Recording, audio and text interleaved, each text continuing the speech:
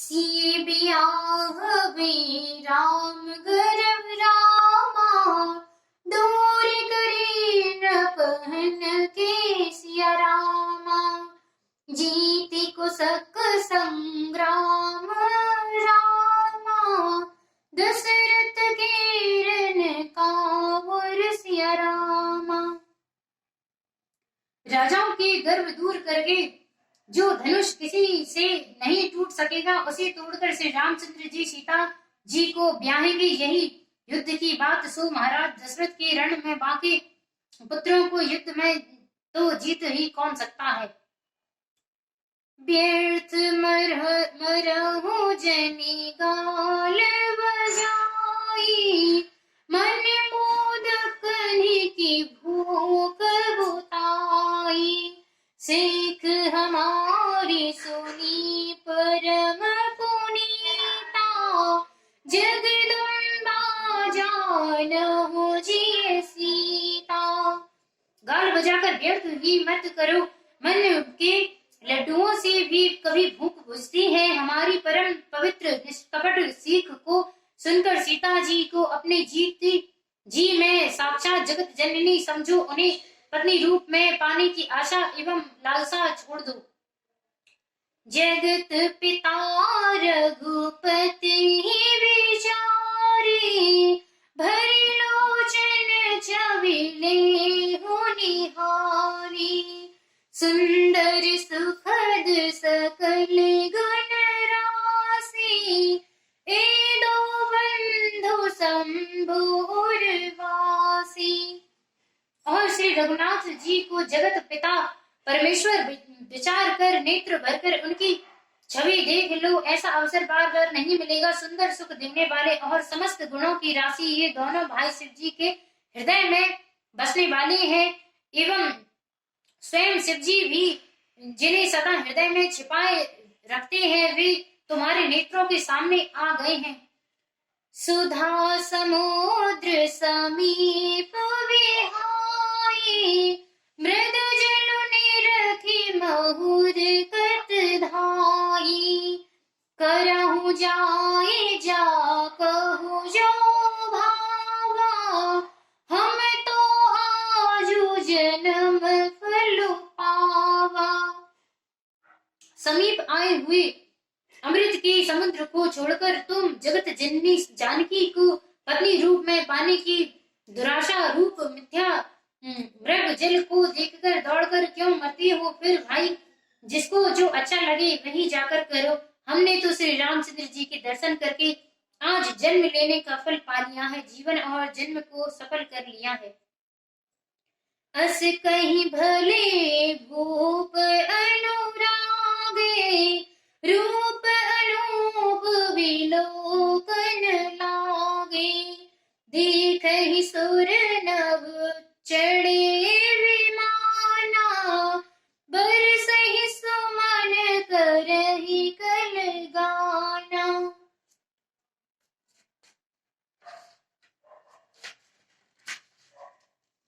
ऐसा कहकर अच्छे राजा प्रेम मग्न होकर श्री राम जी का अनुपम रूप देखने लगे। मनुष्यों की तो बात ही क्या, देवता लोग भी आकाश से विमानों पर चढ़े हुए दर्शन कर रहे हैं और सुंदर गान करते हुए फूल बरसा रहे हैं। जानी सुअवसरु सिए तब रामा, पटहि जनक बोलाई सिया रामा। चतुर सखी सुंदर सकल रामा, सादर चली लवाई सिया रामा। तब सुअवसर जानकर जनक जी ने सीता जी को बुला भेजा। सब चतुर और सुंदर सखियां आदर पूर्वक उन्हें लेवा चली। सिए शोभा नहीं जाए बखानी, जगदम्बिका रूप गुण खानी। उपमा सकल मोहि लघु लागी, प्राकृत नारी अंग अनुरागी। रूप और गुणों की खान जगत जननी जग जननी जानकी जी की शोभा का वर्णन नहीं हो सकता। उनके लिए मुझे काव्य की सब उपमाएं तुच्छ लगती हैं, क्योंकि वे लौकिक स्त्रियों के अंगों से अनुराग रखने वाली हैं, अर्थात वे जगत की स्त्रियों के अंगों को दी जाती है। काव्य की उपमाएं सब त्रिगुणात्मक माइक जगत से ली जाती है, ली गई है। उन्हें भगवान की स्वरूपा शक्ति श्री जानकी जी के अप्रकृत चिन्मय अंगों के लिए प्रयुक्त करना, उनका अपमान करना और अपने को उपहासास्पद बनाना है। सिए बरनिए तेरी उपमा दे, कुकेरी कहाई असजु कोली, जो पट तरई ती सी समसिया, जग असे जुबती कहाँ कमनिया। सीता जी के वर्णन में उन्हीं उपमाओं को देकर कौन कवि कहलाए और अपयश का भागी बने, अर्थात सीता जी के लिए उन उपमाओं का प्रयोग करना, सुकवि के पद युक्त होना और अपकीर्ति मोल लेना, कोई भी सुकवि ऐसी नादानी और अनुचित कार्य नहीं करेगा। यदि किसी स्त्री के साथ सीता जी की तुलना की जाए तो जगत में ऐसी सुंदरी युवती है ही कहाँ जिसकी उपमा उन्हें दी जाए।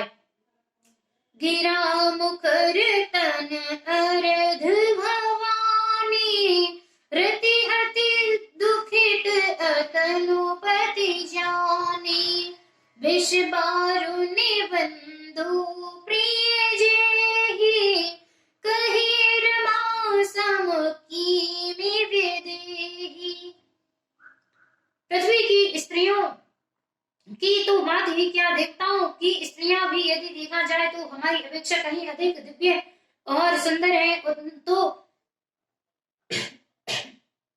उनमें सरस्वती तो बहुत बोलने वाली है, पार्वती अर्धांगिनी है, अर्थात अर्ध नारी नटेश्वर के रूप में उनका आधा ही अंग स्त्री का है, शेष आधा अंग पुरुष जी का है। काम देव की स्त्री रति पति को बिना शरीर का अनंग जानकर बहुत दुखी रहती हैं और उनके विष और मग जैसे समुद्र से उत्पन्न होने के नाते प्रिय भाई हैं।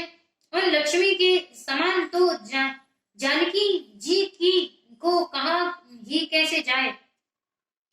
जो छवि सुधा पयो निधि होई, परम रूप में कक्ष सोई, सोहार जो मंदरो सिंगारो, मथे पानी पंकज निज मारू। जिन लक्ष्मी जी की बात ऊपर कही गई है वे निकली थी खारे समुद्र से, जिसको मतने के लिए भगवान ने अति कर्कश पीठ वाले कश्यप का रूप धारण किया। रस्सी बनाई गई, महान विषधर वासुयुक्त की नाग की मथानी का कार्य किया। अतिशय कठोर मंदरांचल पर्वत ने और उस मथा सारे देवताओं और दैत्यों ने मिलकर जिन लक्ष्मी को अतिशय शोभा की खान और अनुपम सुंदरी कहते हैं, उनको प्रकट करने में हेतु बने ये सब असुंदर एवं स्वाभाविक ही कठोर उपकरण, ऐसे उपकरणों से प्रकट हुई लक्ष्मी श्री जानकी जी की समता को कैसे पा सकती हैं। हाँ, इसके विपरीत यदि छवि रूपी अमृत का समुद्र हो, परम रूप में कश्यप हो, शोभा रूप रस्सी हो, श्रृंगार रस पर्वत हो और उस छवि के समुद्र को स्वयं कामदेव अपने ही कमर कमल से मथे, एहि विधि उपजे लक्ष्य रामा, सुंदरता सुख मूल सिया रामा, तदपि संकोच समेत छवि रामा, कहि सिए समतुल सिया रामा। इस प्रकार का संयोग होने से जब समुद्रता और सुख की मूल लक्ष्मी उत्पन्न हो तो भी कवि लोग उसे बहुत संकोच के साथ सीता जी के समान कहेंगे। जिस सुंदरता के समुद्र को कामदेव मथेगा वह सुंदरता भी प्राकृतिक लौकिक सुंदर ही होगी, क्योंकि कामदेव स्वयं ही त्रिगुणमयी प्रकृति का ही विकार है। अतः उस सुंदरता को मचकर प्रकट की हुई लक्ष्मी भी प्रयुक्त लक्ष्मी की अपेक्षा कहीं अधिक सुंदर और दिव्य होने पर भी होगी प्रकृति ही। अतः उसके साथ भी जानकी जी की तुलना करना अब कवि के लिए बड़े संकोच की बात होगी। जिस सुंदरता से जानकी जी का दिव्यातीत दिव्य परम दिव्य विग्रह बना है, वह सुंदरता उपयुक्त सुंदरता से भिन्न अप्राकृतिक है। वस्तुतः लक्ष्मी जी का अप्राकृतिक रूप भी यही है। यह कामदेव के मदने में नहीं आ सकती और वह जानकी जी का स्वरूप ही है, अतः उनसे भिन्न नहीं है। और उपमा दी जाती है भिन्न वस्तु के साथ। इसके अतिरिक्त जानकी जी प्रकट हुई है। स्वयं अपनी महिमा से उन्हें प्रकट करने के लिए किसी भिन्न उपकरण की अपेक्षा नहीं है, अर्थात शक्ति शक्तिमान से अभिन्न अद्वितीय तत्व है, अतएव अनुपमेय है। यही गूढ़ दार्शनिक तत्व भक्त शिरोमणि कवि ने इस अभूतो उपमाल अलंकार के द्वारा बड़ी सुंदरता से व्यक्त किया है।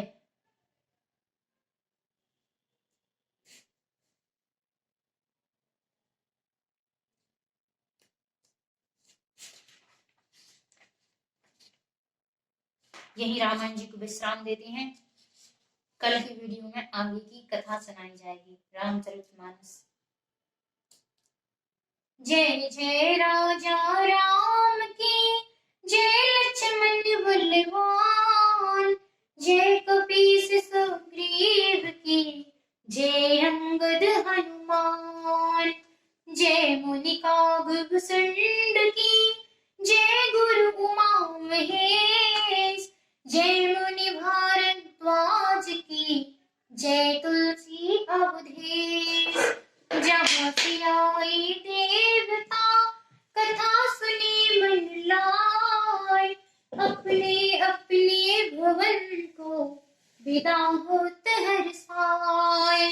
श्रोता सब आश्रम गए, शंभु गए कैलाश, रामायण मन हृदय में आए करियो तुम बास। कहिया दंडवत प्रभु सुने, तुम हो कहो कर जोर, बार बार रघुनाथ जी की सुरत करा दियो मोय।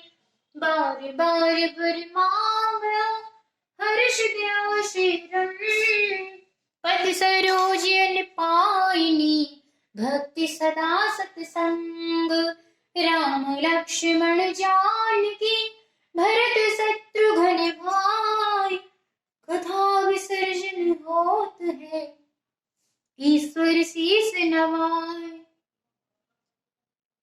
आपको रोज रामचरितमानस की कथा सुननी हो तो चैनल को सब्सक्राइब करें एवं वीडियो को लाइक करें एवं बेल आइकन दबाएं। जय श्री राम।